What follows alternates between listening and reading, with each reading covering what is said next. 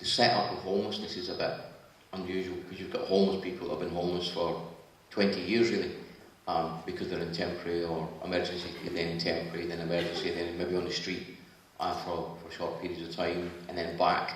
So there is a group of people that are constantly, and that's the ones that we historically have dealt with, and so therefore the agencies are still working with this group of people, whereas the modern homeless and rough sleeper is totally different. It's man, it's woman, it's all right across the spectrum, and I don't think the agencies have actually followed the plot. They've just not kept up, and the council, in fairness, pay these agencies a very large sum of money to deal with what became a massive issue, and they're not doing so. And so really, the shortfall is coming from the fact that the agencies that are employed, or their services that are employed, are failing miserably. And we can see that, and everybody can see it. You can see it in every single street in Brighton. They're just failing miserably. And what the council really needs to do is to take the crisis back in-house and deal with it themselves, so they can't no longer put their hands up and say it's not our fault because we've paid this amount of money. They need to put their hands up and say, really, it is our fault and we will fix it, not continue to throw money at agencies that have created the failure. I mean, this is a world crisis, it's not a Brighton crisis, but Brighton is pretty unique. I mean, we've got a very bright light bulb, very, very bright light bulb that attracts millionaires and pop stars and everything else. You can't create this really bright light bulb and then say, I don't want white moths to come, I just want blue ones and green ones. It doesn't work like that. You attract a group of people, and basically the city, and that is the council, and the people that we vote, have to deal with these issues. I think the city really needs to get a grip of this, and we've got some elections coming up next year. I'd like to see people using those elections to pick the people who have got the loudest voices, and we'll get into the chamber and fix what is seriously a crisis. I mean, I've worked in Los Angeles, and I suggest everybody in this room goes on Google Maps and looks at 5th Street, 6th Street. It's called Skid Row, because it started exactly how Brighton started. It was a very bright light bulb with Hollywood and everything surrounding it, and it's now got 37,000 people living on the streets in Los Angeles, and if you're lucky you get 8 feet. 8 feet is what you get, and I've met people who've born and died in 8 feet of square, and the only thing they've ever seen is a new 10 or a pallet house. Brighton has that bright light bulb that will attract pop stars and millionaires, but it's going to attract homeless people, and so therefore we have no option. They're not pigeons. You will not shoo them away. You can't breed, you can't make them go. Nothing you can do.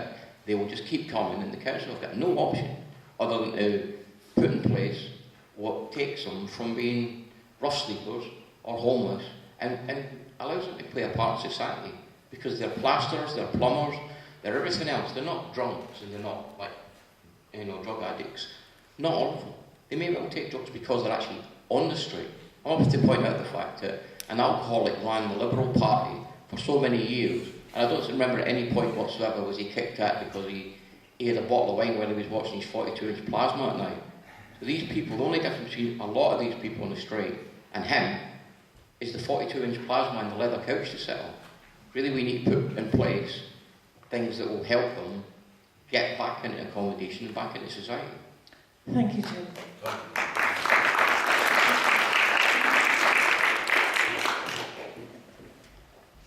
Yeah. Thanks. Firstly, Jim, I'm going to have to disagree with you on something. I know we have excellent services in this city. And it's really sad that you don't have confidence in them. They provide amazing support to homeless people and rough sleepers. Last year in this city, 1,300 people were supported off the streets and into some form of sustainable accommodation. That is a success. And that's testament to all the volunteers and all the charities and everyone in the city. Having said that, it's not enough, because we still have rough sleepers. We still have more coming about. Roughly 30 new rough sleepers appear on our streets every week. Now, why is that? And you could say that there are causes and failures at all levels. You know, the previous Labour government, we virtually eliminated rough sleeping. You know, as a country, we know how to do this because we've done it before. You know, it is possible to do, but we need We need a national solution. We're in the middle of a national housing crisis, and we have incredibly high private rented sector rents in this city. We all know that, we live here. People who are incredibly vulnerable. How many years of austerity have we had now? Over 10. It takes very little, and you're right, Jim, it is a plumber or an electrician. It takes very little to tip someone over into homelessness, and when they're there, to be able to get back into accommodation, you don't have a deposit, you don't have, the tenants can the landlords can take their pick of who they will offer their accommodation to. It's their market. We know all of those challenges, and that is a real situation in this city and this country at the moment. It's absolutely shocking that we're in one of the richest countries in the world and we have the number of rough sleepers that we have. So please don't bash our agencies too much. We are working really, really hard. Now, yes, we could do more. And the question was, where are the gaps? So I will address myself to that. I think we need some more housing first. Now, the housing first model, we've got a small pilot in the city, and I think it came from America, and it's operating around the country, is you put the person into the house first, and then you build the support around them. And that's, for some of the much more complex people, we need more of, and that is what we're actually looking at actively now. And I think another gap, we're building lots of new houses, as you know, we talk about it a lot. In fact, our local authority performs really well compared to lots of others in the country, the number of new council houses that we've built. We compare really well. We do, that's a fact. But it's not enough. I totally agree. We need to do more. We are building up to our borrowing cap. We need the borrowing cap raised. So we've opened some new accommodation, but I think the gap is the new houses that we've built are fantastic. They will last for generations. They're a fantastic standards in terms, really reducing people's fuel bills, etc. But we need some of the more smaller, modular, affordable type accommodation. We've got some containers, that sort of thing that we've already got in the city.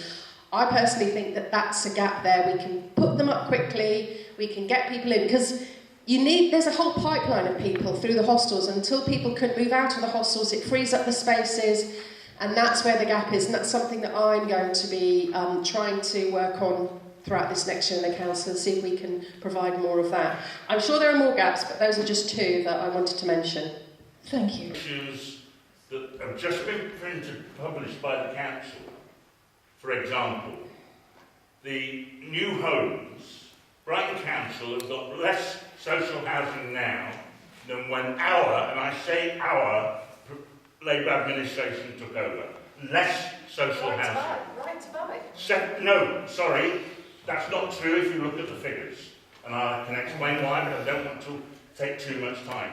Secondly, if you look at the budget coming up, the housing to do with housing on Thursday, there is what's called a new homes bonus, where Brighton Council, together with other councils throughout the country, get a bonus, was 1.62 million last year, for the number of new properties built, as long as they increase the housing stock by at least 0.4% minimum. Brighton Council haven't met that quota, that minimum amount of 0.4%, and therefore have lost the new homes bonus for this year and for next year. One of the worst councils in the country. If you look here, there is not one house being built or being built for social rent. They're now calling them target rents, which is to do with affordable housing. Not one property built for social rent, yet 499 properties taken out of the social housing stock, sold to Brighton and Hove Seaside Community Homes, and rented out as temporary accommodation at twice the rent they were on the day before. Finally, final point, Housing First, brilliant. We started in Finland. It's a brilliant initiative. The problem is the Housing First in Brighton is not housing first. As Claire explained it, is to provide housing and then deal with the problems. The 360,000 which St Mungo's had to run this project has resulted in 2 people in permanent housing. And they were actually in social housing when the project started. It's dealt with 2 people over the last 2 years. The rest are still in emergency or temporary accommodation or dropped out. If we want housing first, and we do want housing first, then get people to run it who know what they're talking about. And as Jim said earlier, make sure the responsibility is taken by councillors and officers, not agencies that are paid to do it on the profit motive. It should be done by in-house experts. Thank you, Steve.